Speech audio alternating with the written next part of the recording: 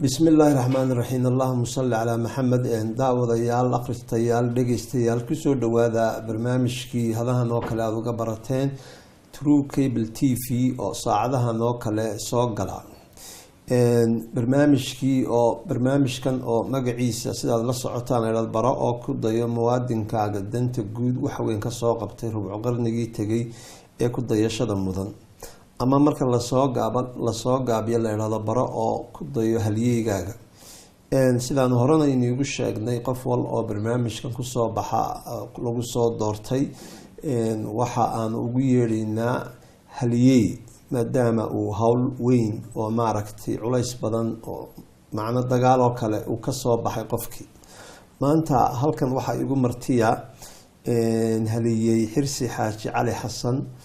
oo maaragtay aan ku soo dhaweynayno maanta barnaamijkaygan halyey Xirsi aad iyo aad baad u mahadsan tahay waqtiga yare aadna siisay adigoo aad iyo aad u mashquul ah oo runtii hawlaha xusbiga wadani maaragtay hogaaminaya aad iyo aad baad aan kugu mahadnaqaynaa waqtigaadna siisay kuna soo dhawow barnaamijkan waan dhawey waad mahadsantahay halyey waxaad noo sheegtaa bal xaggii aad ku soo barbaartay iyo tacliintaadii hore iyo tii dambe iyo tii dhexe haddaad nooga sheegi kartid bismillahi raxmaani raxiim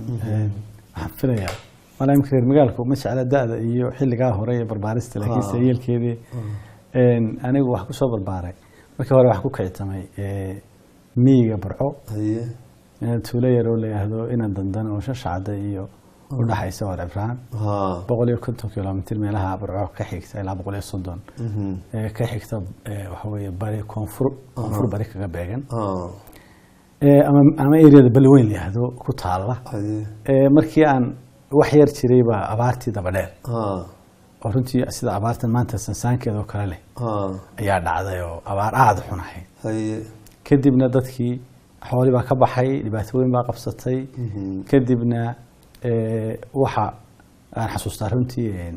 xilliga waxay abaar aad u daran oo aad ban caruur ahayn laakiin sidan waxaan xasuustay wixii la ii sheegayba waxa halkaan laga qaaday waxaan soo maray madaxweyne ku xigeenkii xilligaa jiray oo ninka la yiraahdo Cali Abukar Ismaaciil Cali Abukar door muhiim ah bariga ka qaatay dadkii dhibaataysnaa ee gobolada abaartu heshay badankoodana dhulka ku maray gaari ku maray yaa soo maray ereyadeeda soo maray kadibna wuxuu walaalkayga weyn oo magaalada markaa tagay ayaa u sheegay dhibaatada jirta kadibna gaarana loo soo diray gaarana qaaday meel heer la yiraahdo markii hore geeyay markii daba beer baana la keenay beer baana laga qaaday koonfur baana la geeyay marka noloshiintii dambe koonfur baan in badan waxbarashadii iyo barbaaristii ku qaatay especially meeshii la yiraahdo Juma sometimes Bareer baan joogay sometimes meeshii la yiraahdo Kurtuwaare area koonfureed baan u badnaa marka saasa barbaaristii waxbarashadeedii aan ku soo qaatay koonfur markii hore okay iyaga shaqooyinkii aad soo qabatay iyo waay aragnimadaadii aad soo maaragtay aad leedahay iyagana wax ma nooga sheegi kartaa barnaamijkuna waxa weeye baro oo ku dayo in marka hore maaragtay lagu bartaa dadku inkastoo ku yaqaano Xirsi aan tahay haddana da'yartaan doonaynaa bal inay ku bartaan si ay kugu daydaan oo ku dayashadii baa waxay noqotay maaragtay shay cajiib qaba marka halyey hadii biin maayo bal iyadana shaqooyinkaad soo qabatay iyo waa aragnimadaada wax nooga sheeg runtii marka waa nasiib wanaag marka nasiib daro marka aanu la kulanay dhibtii abaarta iyo rafaadkii ee waxbarashadii aanu soo baranay si wanaag bay noo ahayd challenge-ka ama waxaan la yiraahdo dhibaatadu hadii jeclaale qofka way tababartaa kadibna xilligii aanu iskuuladii ka baxaynay ee aanu dhalinyaro u soo gudbaynay bay dhacday mishkiladii iyo azmadii weyneyd ee dadka reer Soomaaliland heshay dadka reer Soomaaliland oo taliskiisii aad bare oo aadka u beegsaday ee dhibaatadu ka dhacday shaqo la'aantii iyo mishkiladii iyo rabshadii kadibna runtii chance shaqo badan ima saamaxaynin oo dalkuna shaqada markaa ama garab wax leeyahay waa lagu heli jiray ama wuuba yaraa shaqadu shaqo ima saamaxin laakiin se 1987 markaan inaan dhalinyaro ku yarahay ayaan u talaabay SNM waxoogaa baan ku maqnayn markii dambe watii la soo galay dalka la soo galay markii dalka la soo galay 91kii dalkii ay inaga tageen ciidamadii siyaad bare marka dhibta badan dadka ku hayay waxa يعني waxaan isaga bayray marka aan shaqo marka business baan iska bilaabay baa mushtari baan iska bilaabay bakhaari iyo dukaan iyo meherado kadibna meheradahi baan iska shaqadeedii baan iska watay muddo dheer baan shaqada iskaga jiray 93 ba يعني shaqadii 93 baa shaqadii waxoogaa soo yar gamashiday kadibna adigu 94 watii rabshadii iyo dagaalkii markii dambe dhaceen dagaaladii sokeeye dhaceen xilligaas baan ku biiray shirkaddan Dahabshiilo aan ka shaqeeyay shirkadda Dahabshiilo yani xilliyada shaqooyin kala duwan business baan u badnaa laakiin 93 markii shaqada soo gamashaday mar baan yani xoogayga inaan xamaasho oo dheelada iyo makhaayadaha iyo meherada inaan bariiskiga la soo baxo ku dadaalay inaan ka shaqeeyo adoo 94kii markii Dahabshiilo waa ku biiray oo aan ka noqday yani shaqaale ka noqday wax bariga jiray marka shaqada telefoon ma jirin oo dalku telefoon iyo internet iyo waxaan telecommunication la isticmaalaa ma jirin fooniya oo aha marka fooniyaha dadkii u horeeyay fooniyaha la qabsaday baan ahaa telecommunication ama wax xiriir sameeya kadibna runtii nin dhalinyaro ah oo imkana wali shirkada ka shaqeeya baan shaqada iyagu yeedhay oo leeyahay Axmed Warsame Ducaale kadibna sidii baan shaqada ku galay waan wada bilownay waxay markii joogay marka fooniyihii baan la wareegay mas'uuliyadiisii markii hore isaga ka mas'uul ahaa markii mas'uuliyadii la wareegay waxoogaa aan waday baa haddana shirkadu u baahatay dhinacyo kala duwan markii muddo ka shaqaynayay waxay ii dirtay meesha la yiraahdo Ceelaf Weyno xoolaha shirkadu bariga dhoofin jirtay inaan xoolaha xafiisna ka soo furo xoolana aan ka soo diyaarino xafiis xawaladeed iyo mid telecommunication bahalkan la yiraahdo fooniyaba ka soo furo sidii baan ku soo furay muddo ka shaqaynaynay muddo kadib ay dib lay soo celiyay kadibna marka soo noqday ayaa toos Hargeysa la igu soo bedelay marka 95ka dabeeqadiisii baa bedelkii la ii sheegay waxaan la bilaabay 96kii baan Hargeysa kala bilaabay shaqadii xafiiskii marka nin baa iga soo horeeyay xilliga xafiiska Dahabshiil Bayahdo Maxamed Aare ninkaasoo kaliya baa joogay iyo nin baa joogay waa Shmaana kaninka labaad ku soo biray shaqadaan ahaa shaqadii baan halkii kala bilaabay xafiis kaliya aan noo furay halkan ilaacada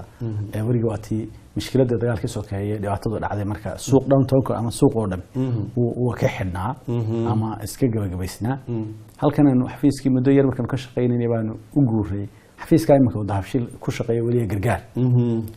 yaanu guuray kadibna shaqadii waan sidii ku wadnay shaqooyin kala duwan baan marka soo qabtay Dahabshiil xilliga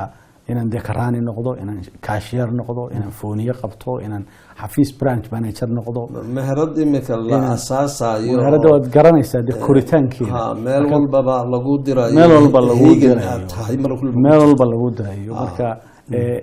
shaqada kala duwan iyo levels kala duwan baan ka soo shaqeeyay runtii waxaan markii u dambeysay noqday IT manager shirkada ay dirtay India xogaa IT kan ka soo bartay IT-ga marka waan ku fiicnaa xilliga aan tagay India laakiin professional courses baan ka soo qaatay muhiim oo Microsoft leedahay marka loo tababarayay inaan noqdo database administrator noqdo kadibna waxaan ka soo qaatay Microsoft programming ilaa aan soo qaatay kadibna waan soo noqday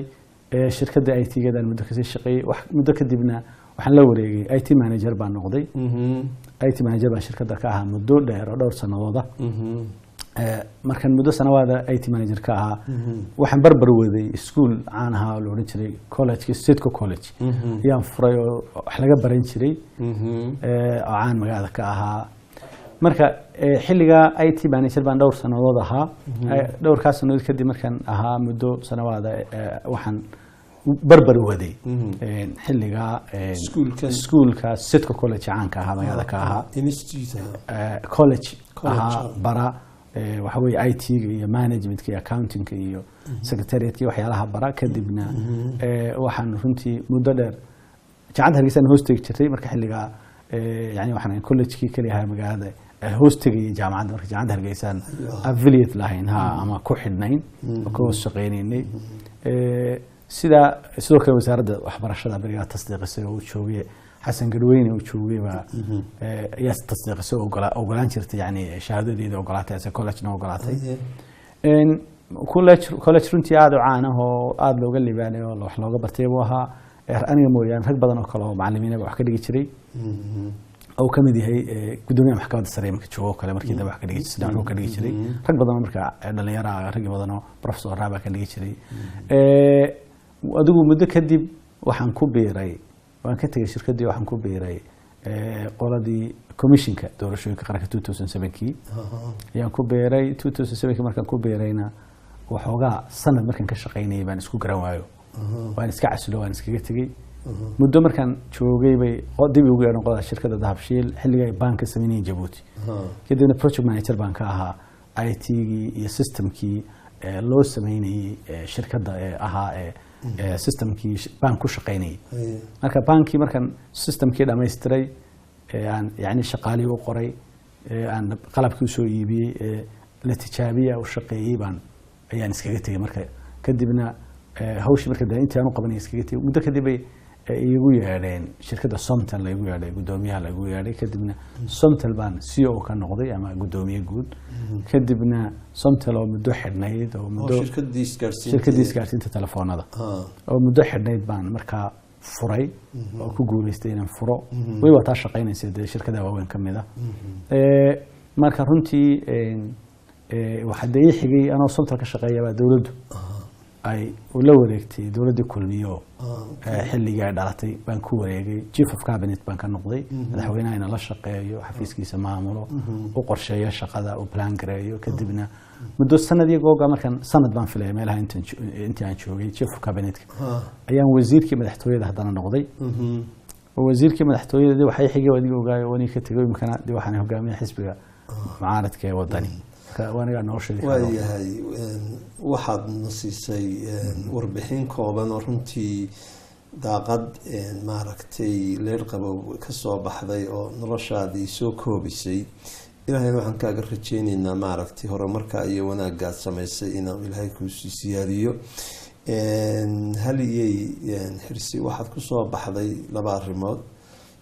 wax qabadka dalka nabadeynta iyo dadka naftooda dhisay saddexdaas arrimood baanu markaan dadkii weydiinay ay kugu soo doorteen oo haddii biidmaayo iyadoo horta lagu igmaday in maaragtay dee aad wasiirkii madaxtooyada aad tahay oo hawl walaaba ka hoos imanaysay haddana yacnihii waxaad tallaabooyin qayrul caadi ah ayaad qaaday iyo adigoo naftaadii dhisay iyo sidaad ii sheegtay dhowr sanadood horteed maaragtay nabadeyntii aadan iska fadhiisanin miiskii aad xabadii oo dhacaysa ama galbeed ha noqoto ama bariba ha ka dhacde xabadii oo dhacaysa inaad dhex gashay oo calankii haddaa aad qaaday oo sidaa ku baktiisay colaadihii soo noqnoqonayay bariga iyo galbeedka bal iyada maxaad ka odhan lahayd arrimahaas oo kugu soo doortay runtii waqtigan dawladda joogay yani kulamo badan baan ka qayb galay yani in badan baan isku dayay inaan wax kala qayb galo wixii nabadeyn ahaa marka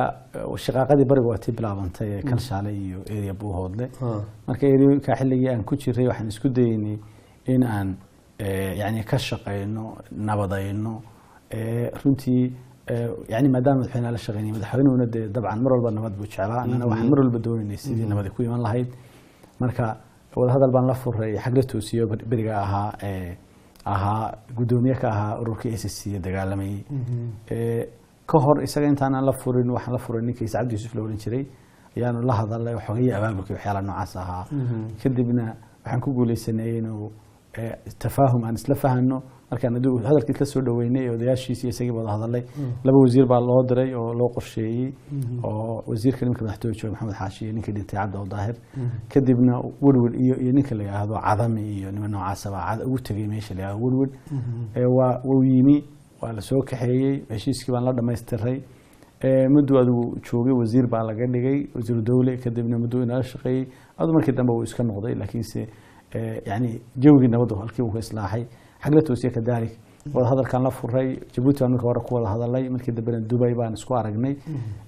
مركا هو جيبوتي أنا إنك لو جيل ترى كولا ني كده من مركي دبنا دبي يا مدحوين أنا ووفت أنه النهاية أنه كولا ني الشيسكي وأنا لدا ما يستري كده من السديبو حبدي فهمتي سكو تاكتي قولا كراتي يدنا خاتمة هيدو حلقة إن اللي يقولون جرينا وربيت عبد الحنا وربيتو iyo suldaan garaadkii loo jiray garaad Cabdullaahi iyagana waxaan ugu tagnay meesha la yiraahdo fiqo fuliye la 600 oo ciidana bay ahaayeen iyo 13 gaari iyagana wada hadal kadib heshiis baan la sameynay in la nabadeeyo alxamdulillah waa ku guuleysanay eriyadina sidii bay Ilaahay subhanahu wa ta'ala nabad kaga dhigay sidoo kale meesha la yiraahdo garaadada waaweyne waxa weeye reerka marka runtii kacsanaa waxaan isku dayeynay inaan la sameeyno xiriir la sameeyno garaad jaamac kamid ahaa wanagi Djibouti iska soo raacnay aniga wasiirka hore ganacsiga Cabdirasaaq ama wasiirka howlaha guud markuu ahaa wanagi Djibouti iska soo raacnay markii aakhireen aan isla qaadanay nabadeyntii inuu ka shaqeeyo garaadku doorkiisa qaato garaad jaamac garaad Ismaaciil oo runtii aad u qiimo badana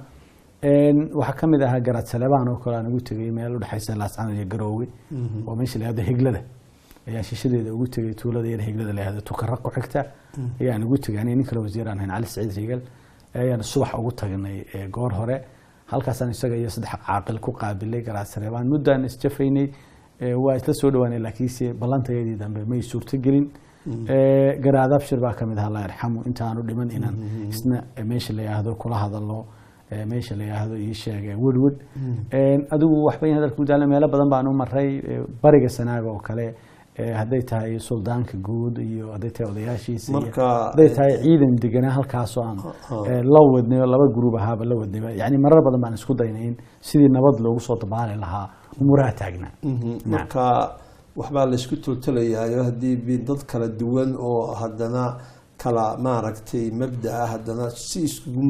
mabda'a ayaad isku xidhiseen oo kulba koox kulba ciidan kulba hadii been ma dabcan dawladahan waxaad ku khasban tahay mushkiladda jirta inaad xalisho mas'uul kama tihid marka mas'uul dawladeed tahay mushkiladda inay dhacdo waxa laga yaabaa mas'uul kama tihid mushkiladda way dhacaysaa oo adigu ma ogid oo dhibaato way dhacaysaa oo musiibooyin baa dhacaya laakiin adigu waxaad u xil saarantahay musiibada iyo mushkiladda dhacdeen damiso ayaad u xil saartay ku khasbanta marka maadaama dalka bariga ay ka jirtay mar walba shaqaaqa ka jirtay shaqadeeda ay ahayd inaan ka shaqeyno wixii nabadeyn iyo tafaahum la sameyn karayo waxa kale oo iyaduna badnayd kuwan iska localka meelaha localka baa badnaa dhow iyadoo iska dhacdooyinka koobana waxaa ugu balaarnaa inta marka laga tago bariga galbeedka oo kale iyadana meesha la yiraahdo Ceel Bardaale aniga wasiirka دور ninka la oran jiray wasiirka daaqiliga ahaa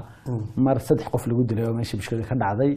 ayaan sidoo kale ka qayb qaadanay meesha la yiraahdo boqorada ugu tagnay labada ciidan oo runtii mushkilada taagan tahay especially aad u kacsan tahay xabadii oo dhacaysa kadibna waan u tagnay dadkii baan la hadalay xabadii waana laga joojiyay waanu dhex galay akhiran tacsidii baan ugu tagnay dadkii waaweynaa waanu waxay nabad baanu la qaadanay جوان ويداني كل مات. مركز دعوين بدل نوع عسوي إسكتشرين. ويا هاي هل يحرسي هدي بين ما يدفك ويقارنا واحد قتل ما ننها القرأة أو عن كسر وابن شقد الله درو حنتنا نصيب يهيبت كله وحقبت كيس حق السياسة بل تدبر باسيلا كو أركا مركا تاب الكورة anigu runtii waxba inays ammaano de ma jecli laakiinse waxaan isku dayaa inaan shaqadeeda guto intii awoodaydu tahay inaan shaqadeeda guto baan isku dayaa marka shaqada wixii aan ciddii aan la shaqaynayana daacad u noqdo haddaan madaxweyne la shaqaynaya daacad baan haddaan shirkad la shaqaynaya daacad baan ahaa haddaan commission la shaqaynayana daacad baan shaqada aan ku jirana inaan daacad u ahaado waajibaadkaygana fuliyo oo aan guto oo ka shaqeeyo sida ugu fiican waayo waxaan arkayaa dee noloshaydana waa ka muhiim inaan ku shaqadayda iyo noloshayda ku guulaysto aakhiradeydana waa ka muhiimo waxaa jirta xadiiska rasuulku waxa uu ku tilmaamay salawaatu rabbi haddii qofkii in shaqo qabanayo falyutqina ha sugo yani shaqada uu qabanayo yani shaqada ha dhammaystiro marka dee xag aakhira iyo xag adduunyadaba qofku waxaa muhiima shaqada uu gacanta ku hayo inuu siday u guto. waayahay haliyey waxaa kaloon ku weydiinaynaa waxaad ka mid ahayd aasaasayaashii xusbiga kulmiye oo maaragtay runtii shaqo xoog leh aad ka soo qabatay oo muhiima markan dambe haddana waa adigan uga digarigtay galay xusbigan wadani ood iminka ka tay hogaamiye bal siday kula yihiin doorashadaa hore iyo abaabulkaa hore iyo tan iminka aad ku jirto iyo labadan xusbiyo maxaa fikir ahaan ama kugu soo kordhay ama iska kaa bedelay ama aragtidaadii sidaad iminka aad u aragtaa xusbiyada kala duwan iyo maaragtay fikirka sidaasa? runtii aasaasayaashii maan ahayn kulmiye laakiinse taageerayaashii baan ahaa markii hore. waxaan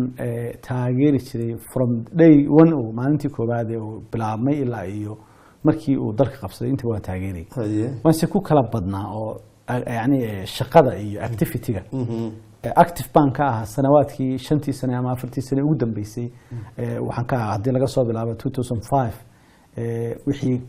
ilaa iyo 2004 intii dambe active baan ahaa laakiinse oo aan la shaqayn inkastoo aanan xafiiska ku badnayn oo aan shaqo baa mushtari ka shaqaynayo xafiyadaan aan ku sheegay ka shaqaynay ganacsato oo aanan ii suurtagal ahayn inaan siyaasadda u banbaxo haddana waxaan ula shaqaynayay si dadban iyo si muuqataba waxaan ula shaqaynayay guddoomiyaha iyo dadkii madaxda ahaa baan ula shaqaynayay marka active baan ka ahaa role muhiima baan ka soo qaatay. sideed markaa abaabulka iyo kolleyba dee lug xoog laad ku lahaydee sideed imika u aragtaa yacnihii xusbigii kulmiye wejigiisii hore waad ku jirtay kan halkan aad kaga soo booday maxaa aragtida duwan imika aad adigu aad ka dhaxashay? runtii dee yani mar walba noloshu waa experience marka dee yani wax la soo shaqeeyay waqtigaa oo aan runtii si waxaan la soo shaqeeyay madaxweynaha iyo madaxdii kale xisbiga oo guddoomiyahan iminka joogaaba ka mid yahay baan waqtigaa dheer la soo shaqeeyay waqti aan support lahaa oo aanan ismuujinin iyo waqti aan active ahaaba oo aan shaqaynayo yani door muhiima ka qaadanayay xisbigaba waxaan dee u arkay runtii xilligaa yani xisbigii aan ku qanacsanaa qorshihiisii iyo siyaasaddiisii iyo hogaamintiisii laakiinse markii dambe madaxweynihii aan yani la shaqaynayay uu ka bayday uu yidhi anigu dib isu sharxi maayo kumaan qancin ninkii markaa loo cimaamaday kumaan qancin marka musharaxa loogu cimaamaday anigu kumaan qancinoo dee aniga marar badan ka hadlayo ma doonin in waxba ku dheeraado laakiinse anigu kumaan qancino waxaan arkay in lagaga haboonya still waxaan arkay in lagaga haboonya. waayahay haliyey dadkeena imika xusbiyadii waxaad moodaa inay kasoo niyad jabayaan oo xusbigii arrinkiisuba uu noqday basas iyo maaragtay dumar iyo caruur laga soo buuxinayo oo baabuur layska laalaadinayo oo maaragtay xaflado kanaa soo galay xusbigan iyo kanaa ka baxay iyo kanaa nagu soo biiray oo nagu soo dhaweyneynaa halkii ahayd sida adduunka kaleba inuu xusbigu usoo bandhigo waxqabadkiisa iyo maaragtay qorshihiisa marka taa maxaa ka leexinaya dariiqaa sidaa loogu dhigay meel dhow waxay ka arkayaan haddana kharash baxayo haddana dadkii ay dad garaad leh oo waaweyn u baahan yihiin iyo dad yariba u baahan yihiin xaggaad u socotaan iyo waxaad u jeedaan iyo waxaad tiigsanaysaan iyo waxaad ku ballan qaadaysaan. runtii xisbiyada mid waa xaqiiqo jirto oo waxaynu dowlad ahaan iyo xisbi ahaanba waynu koraynayo waa bilow marka dhacdhac iyo kacaakuf way iska leedahay oo yani waa dee nidaam ahaan hay-adaheena dowladeed iyo kuwa xisbiyadu way korayaan marka way iska leedahay nidaamkan aynaan hore u aqoon aynaan soo isticmaalin ku soo shaqayn way iska leedahay kacaakufka laakiinse anigu haddaan si caadi uga hadlo qolkaadi weydiisay ah xisbiyada iyo si waa laga muraajabay anigu markii horena xisbigaana wadnay kulmiye xilligaan la shaqaynay barnaamij buu lahaa barnaamijkaasaan ku shaqaynayn barnaamijkii xisbiga ee buuggii greenka ahaa ayaanu ku shaqaynayay markii aan dee dowladda joognay iyo markii hore aanu xisbiga la doonay inuu guulaystaba markii dambe barnaamijkii badankiisii aan dhammaystirayna ee dee dowladdu waqti badan soo jirta 5 sano iyo ziyaada baan ka shaqaynaynayna waa markaan aan ku leeyahay barnaamijkiisii iyo hogaamintiisiiba aan isku garan waay kan iminka aan la shaqaynayn hogaamiyaha ka hayna barnaamij baan u samaynay barnaamij runtii laga shaqeeyay annana aan contributionkeygii soo gaadhnay ayaa loo sameeyay barnaamij buu leeyahay ma aha kuwa aad leedahay barnaamij ma kuwa kale aan barnaamij lahayn anagu marka barnaamij iyo buug la raacan leeno de suuq u yaala hadaa doonaysan ku keenin istaraatiijiyadda waanu leenahay dadka qorshe ilcaamisan oo waxaan u qabanay xaflad weyn baan u qabanay mooyada inaad ka soo qayb gashay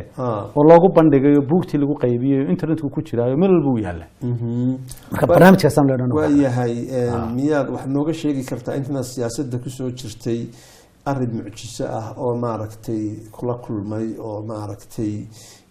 waxqabadkaagii kule ama maaragtay challengeski ka hor yimido markaad seexanaysaba aada soo xusuusato oo mahadho kugu reebtay mad nagala wadaagi kartaa mid iyo laba siyaasaddu waa runtii nolol iska caqabada badan oo cilqa badan oo waxa la yiraahdaa yani waa nolol cilqa badan siyaasaddu marka yani 1 iyo 2 toona ma aha wax laga yaabo ama qofka in badan joogan yahay joogay hadii uu si siyaasadda uga shaqeynayay mugl haduu uga shaqeynayay kullayba mushkiladaheeda iyo caqabadaheeda iyo dhibteedu la kulmay marka dee way badan yihiin laakiinse yani challenge-kii aan ku sheegayo dagaalku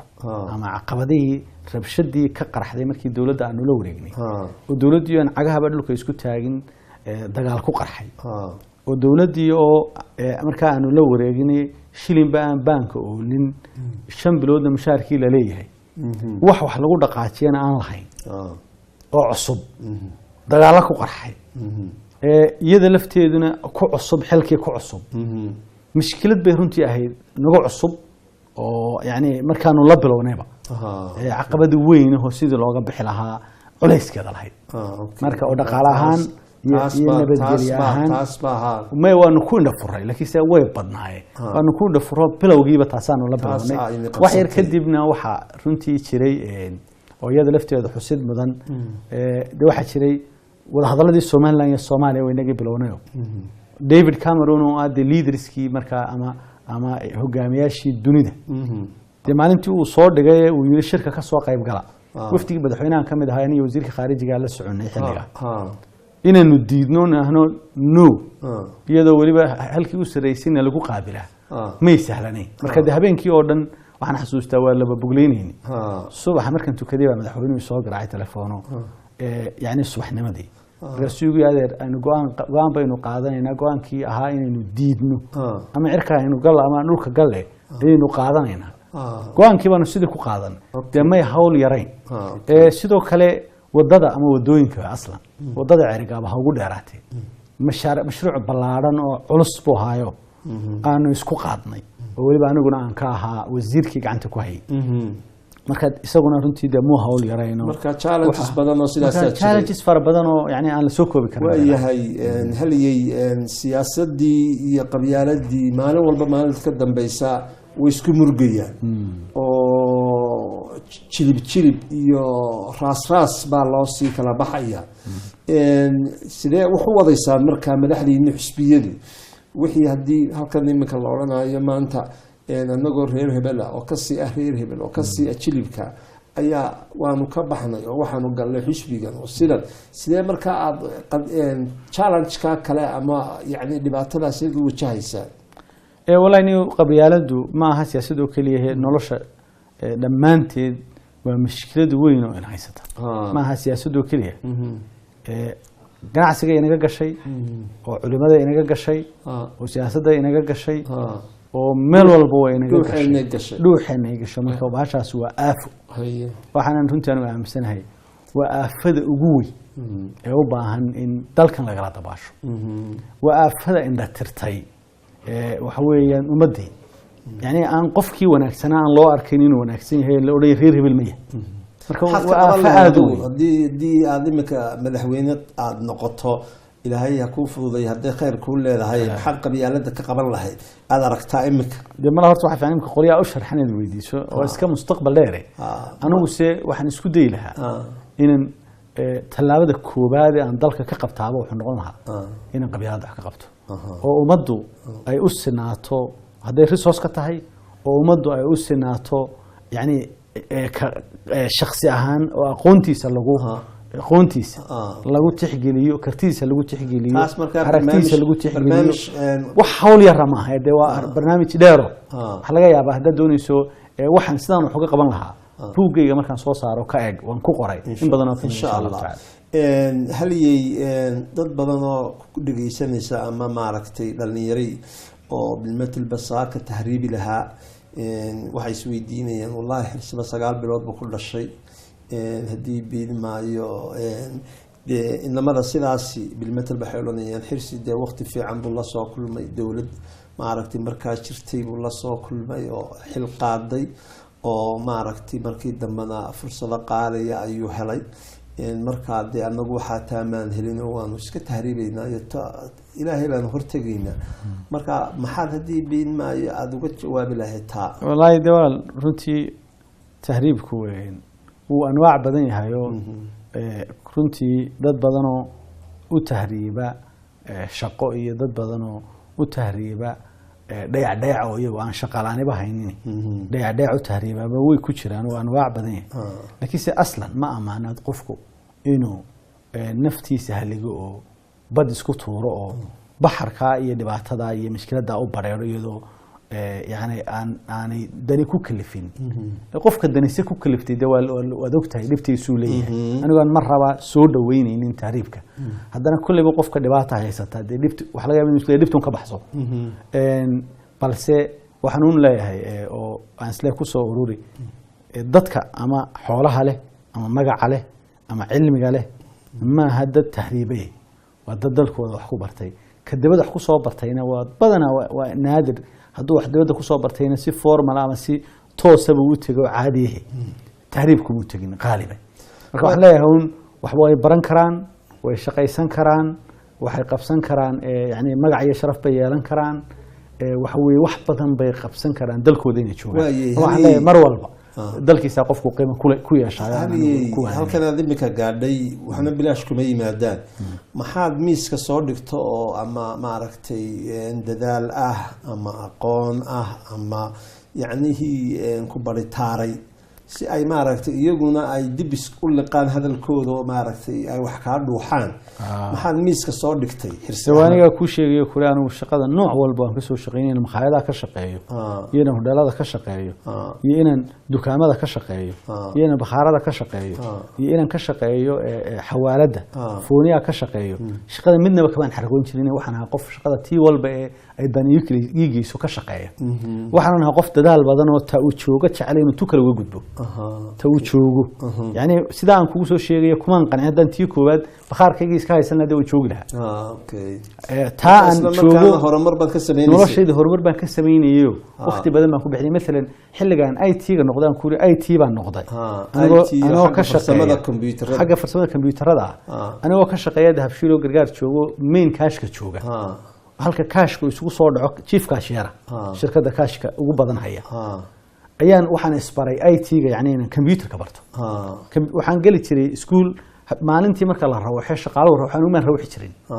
anigu meeshan ku qadayn jiray in yani xafiiska gudihiisaan ku qadayn jiray programyaan samayn jiray markii dambe waxaan ku guulaystay inaan program sameeyo programkaygiiba ninkii IT-ga joogay ka helay kadibna madaxdii baa loo gudbiyey program yar oo aan weyneyn buu ahaa laakiin se inaan wax hal abuur la imi ayay igu dhiirigeliyay marka hal abuurka noocaas waa suurtageliyay in la yiraahdo qofkan IT ku fiican in IT-ga geyno marka IT-ga sidii baa la igu qaatay IT-giina maan joojinay waniga ku sheegayo waan sii waayahay hal iyo xirsay nimanka siyaasadda markay timaado dadku qaatiyaan wuxuu ka joogaa yooyootanka iyo hadallada isku celcelinta iyo aflagaadada iyo cayda qaawan iyo qabyaalada lasoo hormarinayo iyo maxaa haddii bina xisbi ahaantaa aad ka odhan lahayd ama aad kaga hortegaysaan ama inigaba qorshaysanbaba caydu xaalad kasta ma amaana caydu siyaasaddu dee cay maaha cayduna yani siyaasad ma noqoto inaad cid caydaa oo ku aflagaadootaa runtii ma amaana xaalad kastay tahay siyaasaddana kuma amaana marka waxaan dee runtii u arkaa qof bada garaadkiisu hadla laakiin si caydu aslan wax amaanan wax hagaagsan ma waa xun caydu sida cay loo yiri xuntahay waa xuntahay siyaasaddu wax lagu tartamaa qorshe wax lagu tartamaa barnaamij wax lagu tartamaa wax qabad wax lagu tartamaa hal abuur iyo waxa baalka qabanayso wax lagu tartamaa xuluush aad keenaysid wax ku xalilayso laakiin dabcan xisbiga mucaaradka wuxuu u diran yahay inuu goldoloolada tilmaamo caymaha taas inuu goldoloolada kan muxaafidka tilmaamo halkaasuu ka tegay taas caymaha waa shaqadiisii waa shaqadii loo dira laakiin personalka ama cayda ama aflagaadada runtii maamaana waayahay haliyey sideed u aragtaa barnaamijkan baro oo ku dayo haddii biilmaayo markii horena waxaad ku soo baxday barnaamijkii 2013 haldoor la odhanayo haldoor imika aad nootay imikana haliyey aad noo tahay sidee baad u aragtaa barnaamijyada noocan ee kale haddii biilmaayo ee dadweynaha aan isleenahay ku haga oo wadada toosan haddii biilmaayo ha ku dhacaan aynu isqiimeeyno aynu isqadarino uun ay tahay sidaad u aragtaa marka si caam loo eegiyo dadku inay dadka wax qabta iyo umada dadka hal abuur kale iyo umada dadka hormuudka ah inay dhiiri geliyaan umada kale iyagana ay la dhiiri geliyo tankii la yiraahdo way fiican tahay oo baatinta lagu yiraahdo barnaamij aad og tahay weeye oo maaragtay dadka aan weydiinanay wariyaa qiimeynaysan wariyaa qadarinaysan wariyaa wadanka wax ka qabtay dantii guud ee la xooray wariyaa haddii biilmaayo qadarin inaga mudan wariyaa dantii guud wax ka qabtay aan weydiinay way noo soo jawaabeen meel walba way nooga soo jawaabeen anigana waad taqaanaa in haddii biilmaayo aan ummadda iyo sidaan ugu shaqeynayo iyo sida ay aaminsan yihiin iyo sumcaddaan ku dhex leeyahay 22,000 oo qof ay soo jawaabeen oo ay yidhaahdeen qofkaas iyo qofkaas iyo qofkaas aanu maaragtay aanu qiimeynayna iyagoo kaliya kagamaanaan harin haddii biilmaayo qofkaasi achievement ku sameeyey iyo waxqabadkiisa dhabta ah ayaa la kuurgelayaa marka dad iskaashaday koox oo dhalinyaro ah oo ila shaqeynaysa oo runtii nidaamka IT-ga ee fiican maaragtay sameeyay oo haddaad imika tiraaho xirsi xaaji cali haddii biilmaayo imise qof baa soo doortay markiiba uu sidaa kuugu soo baxayo saacadda lagu soo doortay qofka ku soo doorto magaciisa saddexan iyo halka lagaa soo doortay iyo daqiiqada iyo sektorka lagu soo doortay marka barnaamijka haddaan intaa kusoo kooba weeye waxa su-aasha kale maaragtay inkastoo waqtiguna gabagaba yahay waxa tahay waxyaalaha inagu maaragtay yar ee national figure-ka la yidhaahdo bilmatal baba uu qofku wadankiisa sharq iyo maqribba uu gaadho oo bilmatal baba sida hargeysa lagaaga yaqaano laascaanood lagaaga yaqaano sida lagaaga yaqaano hargeysa ceergaaba lagaaga yaamo sila marka haddii biilmaayo taasi ma haweysanaysaa maalmaha kamida inaad madaxweyne noqotid oo dadka aad national figure-ka u tahay inaad madaxweyne u noqoto ma rajeynaysaa ma quuldareynaysaa aniga carafkaygu de ilaahay baa goortu noqon doonto laakiinse marba waxaan jecelahay anigu kulliba inaan dalka ka shaqeeyo aan jecelahay oo una banbaxay waxaanan jecelahay ciddii ku habboon marba inaan taageero oo dhiso laakiinse maalinta ii soo baxdaan arko de haya cala salaaya hadeeda maalinta waxaan aaminsanahay oo dalka uga shaqeynaya dalka isbedel ku sameey waxaan isleeyahay waxbaad kusoo kordhin karaysaa marka hala gaadhay laakiinse iminka inta taaganu baan kala dooraa marba oo kii aan door u arko ayaan dhisaa la shaqeeya marka waxaan isku dayay insha allahu tacaala iminka xisbigan aan wadanin baa u sharaxan oo kaasaan dhisaya iyo ku-xigeenkiisu aan isleeyahay halkaa ku hubso oo haddii insha allahu tacaala halkaa ay tagaano wixii aan doonay qabtaana في محسن لها كو غرب غلو هدي ان تلا iyo tusmo ku beerin karana ku beerinayna laakiin se iminka ma daama aan taagnayn waa waqti dheero hankeeda waan leeyahay mustaqbalka inaan israahdo waxaad umada u qaban karayso qabo marka hiigsiga halkaas ku wajahay dabcan laakiin se hala gaadho waa yahay haliyay caqaladihii maaragtay ku soo maray ama maaragtay hadii biilmaayo kulliba dhalinyaradiina kelmadda problem la yidhaahdo afkeena ay ku badatay maskaxdeeniina usii gudubtay maxaad kula talinaysaa dhalinyarada inay carqaladaha ka hor yimaada ayna ka baxsanin oo ay fiiskareeyaan ay wajahaan maxaad kula talinaysaa dhalinyarada runtiisaan marar badan iyo fagaareyaal badan ba kala hadlo dhalinyaradu waa muhiim waxaan aaminsanahay runtii inay yihiin xoogii dalka iyo mustaqbalkii ummadda waxaan aaminsanahay runtii inay dunida door facaala ka soo qaataan isbedelka iyo horumarka dunidu gaadhay inay door facaala oo muhiima ka soo qaataan dhalinyaradu marka waxaan aaminsanahay runtii dhalinyarada in tacabna la geliyo tala la siiyo oo lala taliyo iyagana waxaan kula talinayaa runtii inay wax bartaan inay qabyaalada ka dheeraadaan inay balwada ka dheeraadaan runtii sidaan marar badan baa kaga iraahdo fagaaraha inay dadaalaan oo dadaal badan la yimaadaan oo inay markay waxbarashadoodii iyo dhismihii naftooda uu kala yimaado inuu sidoo kale akhlaaqdiisa oo qofku self disciplinekii ku dadaalo oo akhlaaq suuban leeyahay balwadana uu ka dheeraado inuu sidoo kale qofka dhalinyarada ay had iyo jeer noloshu maalin iyo laba laguma taabee inuu sabr yeesho oo inta uu jaranjarada nolosha ku jiro inuu ku sabro oo caqabadaheeda iyo dhibaatadeeda waayahay su-aasha ugu dambeysaan ku weydiinaya waxa weeye wanaaga aad soo waday iyo silsilada nolosha maaragtay taxanaaheed inuu ilaahay kuu sii siyaadiyo oo talada toosan ilaahay mar walba ifii aakhira inagu toosiyo ayaan maaragtay baryaynaa weaknesseska aad markaa aad adigu leedahay isleedahay aan leedahay meelahaas aad u jeceshahay adigoo maaragtay aan ceeb u arkaynin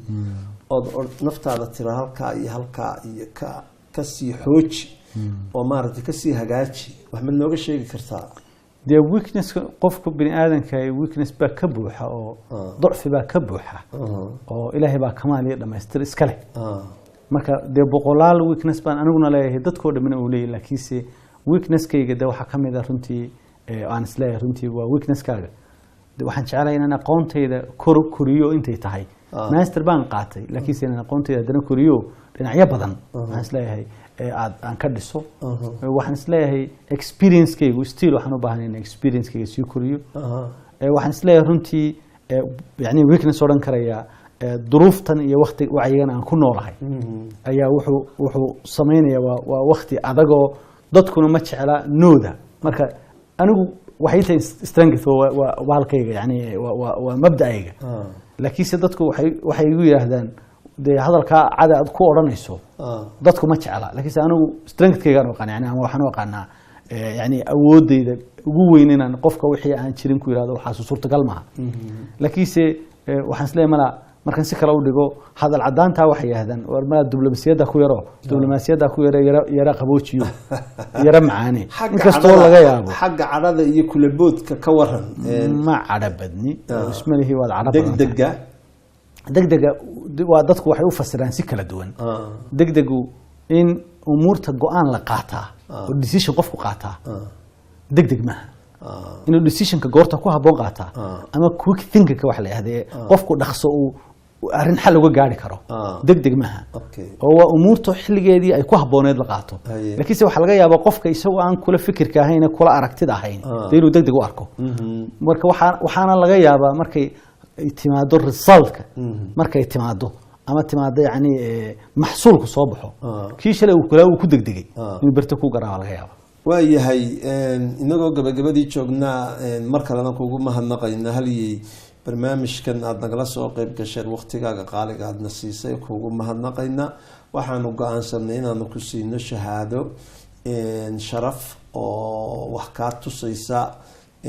shaqada iyo haddii biilmaayo wanaaga dadku ay ku soo garteen ee ay maaragtay ku tuhmayaan hal adeegnimo iyo dadaal iyo maaragtay galaangal aada u fara dhuudhuubantahay xagga arrimaha siyaasadda oo haybadii ilaahay ku siiyey oo had iyo jeer aada adigu gacanta sare aada soo marto maaha talinafaan maaha laakiinse inta yaraynu nool lahay inaynu runta isku sheegna weeye moogtay inaad xabaalka sheeg bay soomaalidu tirahaayo in lasoo istaago oo microphone inta la qabsado la yidhaahdo wallahi nin sidaas iyo sidaasoo ahaa anagu dee kulliba aniga iyo groupkaygu maantaan kuu sheegaynaa wixii maaragtay dee runtii dadkii aan warsanay ay noo sheegaan markaa sidaa la ajliga waad mahadsan tahay waqtigii aad la siisay